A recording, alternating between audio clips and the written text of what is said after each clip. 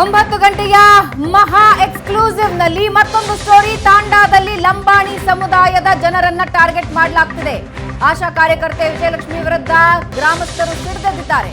ವಿಜಯಲಕ್ಷ್ಮಿನ ಕೆಲಸದಿಂದ ತೆಗಿರಿ ಅಂತ ಒತ್ತಾಯಿಸ್ತಾ ಇದ್ದಾರೆ. ತಾಂಡಾದಲ್ಲಿ ಶಾಂತಿ ಸಭೆ ಮಾಡಿದ್ದಾರೆ. ತಹಸೀಲ್ದಾರ್ ತಾಂಡಾ ಜನರ ಮೇಲೆಯೇ ಟಾರ್ಚರ್ ಮಾಡಿರೋ ಆರೋಪ ಮಾಡ್ತಿದ್ದಾರೆ ಆಶಾ ಕಾರ್ಯಕರ್ತೆ ವಿಜಯಲಕ್ಷ್ಮಿ. ಮತಾಂತರದ ವಿರುದ್ಧ ಗ್ರಾಮ ಪಂಚಾಯಿತಿ ಸದಸ್ಯ ರವಿ ಜಾಧವ್ ಸಿಡಿದೆದ್ದಿದ್ದಾರೆ.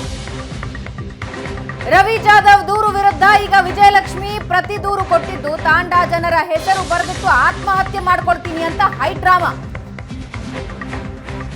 ವಿಜಯಲಕ್ಷ್ಮಿ ಹೈಡ್ರಾಮಾಗೆ ತಾಂಡಾ ನಿವಾಸಿಗಳ ಆಕ್ರೋಶ ಹೊರಹಾಕ್ತಾ ಇದ್ದಾರೆ. ಆಶಾ ಕಾರ್ಯಕರ್ತೆಯನ್ನ ಕೆಲಸದಿಂದ ವಜಾ ಮಾಡಬೇಕು ಅಂತ ಜನ ಆಗ್ರಹಿಸಿದ್ದಾರೆ. ಆಶಾ ಕಾರ್ಯಕರ್ತೆ ಹುದ್ದೆಯನ್ನ ದುರುಪಯೋಗ ಮಾಡಿಕೊಂಡಿದ್ದಾರೆ ಅಂತ ಆಕ್ರೋಶ.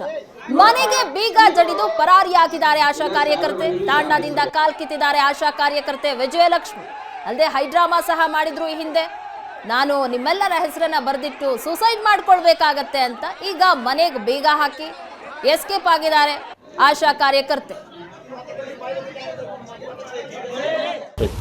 ವಿಜಯಪುರ ಜಿಲ್ಲೆಯ ತಾಂಡಗಳಲ್ಲೂ ಸಹ ಈಗ ಮತಾಂತರ ಭೂತ ಆವರಿಸಿಕೊಂಡಿದೆಯಾ ಅಂತ ಅನುಮಾನಗಳೀಗ ಶುರುವಾಗಿದ್ದಾವೆ. ಅದರಲ್ಲೂ ಕೂಡ ಆಶಾ ಕಾರ್ಯಕರ್ತೆ ಒಬ್ಬಳು ಇಂಥ ಒಂದು ಕೃತ್ಯ ಕೇಳಿದಿರುವಂಥ ವಿಚಾರ ಈಗ ಬಯಲಿಗೆ ಬರ್ತಾ ಇದೆ.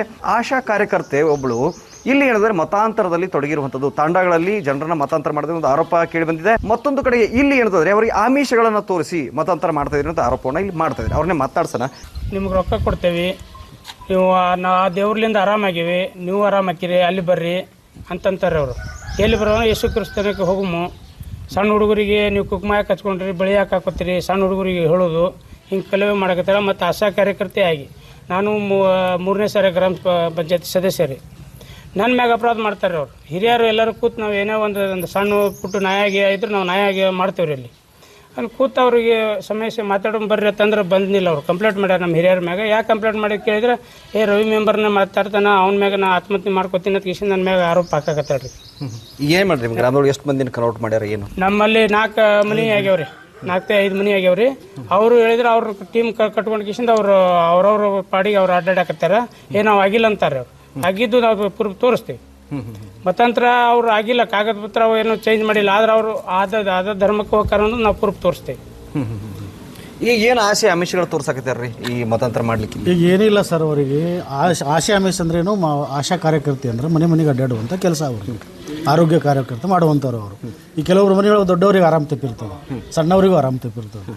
ಅದಕ್ಕೆ ಅಲ್ಲಿ ಇವ್ರು ಏನಂತಾರೆ, ನೀವು ಆಸ್ಪತ್ರೆಗೆ ಹೋಗ್ಬೇಡ್ರಿ, ನಮ್ಮ ದೇವ್ರಿಗೆ ಬಂದು ನೀವು ನಡ್ಕೊಂಡ್ರೆ ನಿಮಗೆ ಆರಾಮ ಆಗ್ತದೆ, ಯಾಕೆ ತೊಂದರೆ ಪಟ್ಕೋತೀರಿ, ನಿಮಗೆ ಹಣಕಾಸಿನ ವ್ಯವಸ್ಥೆ ಮಾಡಿಸ್ಕೊಡ್ತೀವಿ ನಾವು.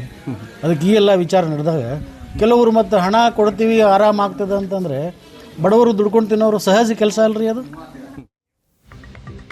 ಇಂಥ ಘಟನೆಗಳು ಮೇಲಿಂದ ಮೇಲೆ ಕಂಡು ಬರ್ತಾ ಇರೋದ್ರಿಂದ ಆದಷ್ಟು ಬೇಗ ಸರ್ಕಾರನೂ ಎಚ್ಚೆತ್ಕೊಳ್ಬೇಕಾಗಿದೆ. ಅದ್ರ ಜೊತೆಗೆ ಒಂದು ಸ್ಪಷ್ಟ ಸಂದೇಶ ರವಾನೆ ಮಾಡಬೇಕಾಗಿದೆ. ಮತಾಂತರ ಅವ್ರವ್ರು ಆದರೆ ಅದು ಅವ್ರವ್ರಿಗೆ ಒಳ್ಳೇದು, ಅಂದರೆ ಅವ್ರು ಇಷ್ಟಪಟ್ಟು ಆದರು ಅಂದರೆ ಅದರ ಅವರ ನಂಬಿಕೆ. ಆದರೆ ಈ ರೀತಿ ಆಮಿಷಗಳನ್ನು ಒಡ್ಡಿ ಮತಾಂತರ ಮಾಡ್ತಾ ಇದ್ದಾರೆ ಅಂದರೆ ಅದು ಅಪರಾಧ. ಅದನ್ನು ಸರ್ಕಾರ ಅವರಿಗೆ ಮನವರಿಕೆ ಮಾಡಿಕೊಡ್ಬೇಕಾಗುತ್ತೆ.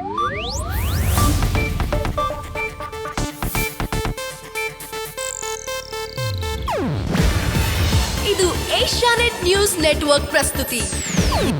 ನೀವು ನೋಡ್ತಿದ್ದೀರಾ ಏಷ್ಯಾನೆಟ್ ಸುವರ್ಣ ನ್ಯೂಸ್.